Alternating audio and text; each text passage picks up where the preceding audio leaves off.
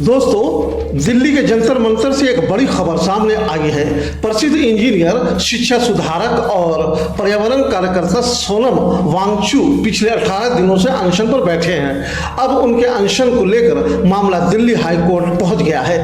एक जनहित याचिका यानी PIL दायर की गई है, जिसमें अदालत से अपील की गई है कि यदि समय रहते हस्तक्षेप नहीं किया गया और अनशन के दौरान सोनम वांगचुक की तबीयत बिगड़ गई या उनकी मृत्यु हो गई तो इसका असर सिर्फ भारत ही नहीं बल्कि पूरे दुनिया पर पड़ेगा।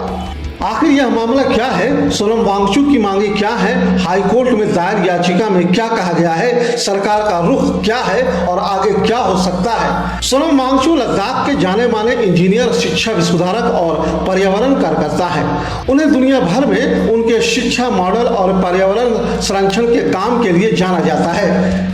उनके कई नवाचारों को अंतर्राष्ट्रीय स्तर पर भी सराहा गया है। पिछले कुछ वर्षों से वो लद्दाख के पर्यावरण, संस्कृति और स्थानीय लोगों के अधिकारों से जुड़े मुद्दे लगातार उठाते रहे हैं। सोनम वांगचुक का कहना है कि लद्दाख के भविष्य, पर्यावरण संरक्षण और स्थानीय लोगों के अधिकारों को लेकर उनकी चिंताओं और पर्याप्त ध्यान नहीं दिया जा रहा है। इन्हीं मांगों को लेकर उन्होंने शांतिपूर्ण तरीके से अनिश्चितकालीन अनशन शुरू किया है।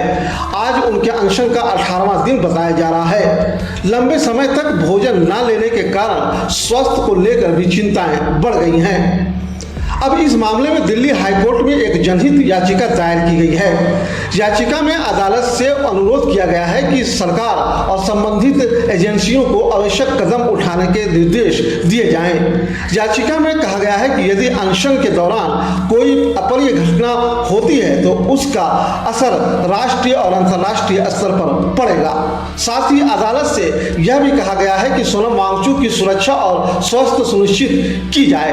भारत का संविधान हर नागरिक को शांतिपूर्ण विरोध प्रदर्शन का अधिकार देता है, लेकिन जब किसी व्यक्ति का स्वास्थ्य गंभीर रूप से प्रभावित होने लगे तब प्रशासन और अदालतों की भूमिका भी महत्वपूर्ण हो जाती है। ऐसे मामले में अदालतें व्यक्ति के जीवन की रक्षा और संवैधानिक अधिकारों के बीच संतुलन बनाने की कोशिश करती है। अब देखना होगा कि हाईकोर्ट इस मामले में क्या निर्देश देता है। यदि सरकार बातचीत का रास्ता अपनाती है तो इस गतिरोध का समाधान निकल सकता है। दूसरी ओर यदि बातचीत नहीं होती है तो मामला और लंबा खींच सकता है।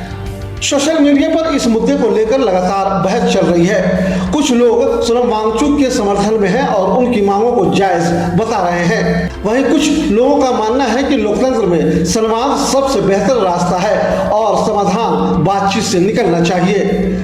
अब सबसे बड़ा सवाल यही है, क्या दिल्ली हाईकोर्ट इस मामले में तुरंत हस्तक्षेप करेगा? क्या सरकार सोनम वांगचुक से बातचीत करेगी? क्या 18 दिनों से जारी अनशन समाप्त होगा या यह आंदोलन और बड़ा रूप ले सकता है? इन सब सवालों के जवाब आने वाले दिनों में सामने आएंगे। आपकी इस पूरे मामले पर क्या राय है? क्या सरकार को तुरंत बातचीत करनी चाहिए या अदालत का फैसला आने का इंतजार करना चाहिए? अपनी राय हमें कमेंट बॉक्स में जरूर बताएं। अगर आपको यह वीडियो जानकारी पूर्ण लगी हो तो इसे लाइक करें, अपने दोस्तों के साथ शेयर करें और भारत प्लस 24 को सब्सक्राइब करना ना भूलें।